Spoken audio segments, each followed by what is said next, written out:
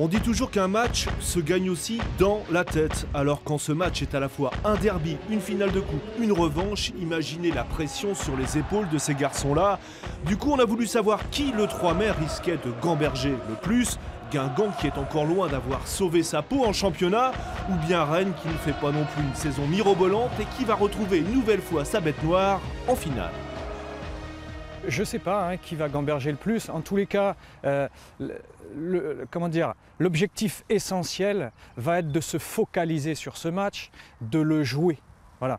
Après, on fait une bonne saison, moins bonne saison, etc. Peu importe. Je dirais que voilà, la réalité, elle va commencer à 21 h ce soir-là. Et puis après, il n'y a pas d'hier, il n'y a pas de demain, il n'y a que du présent, quoi. Pendant le match, il n'y a pas d'émotion. Le haut niveau, en fait, c'est froid, il n'y a pas de place aux émotions.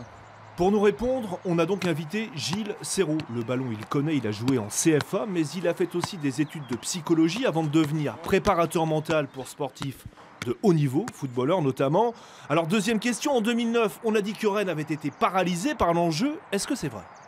Je ne sais pas, mais il est possible que justement il y avait tellement d'enjeux avec toutes ces histoires de on n'a pas gagné depuis 71, etc., qu'ils aient été plus pris à un moment donné par les conséquences d'une victoire ou d'une défaite plutôt que par le jeu en lui-même.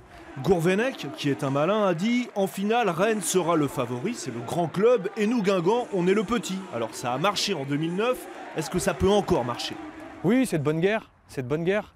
Ça reste de la com. Après, ça aura un impact si les Rennais, justement, sont trop dans ce genre de propos, dans l'environnement, dans les conséquences, etc.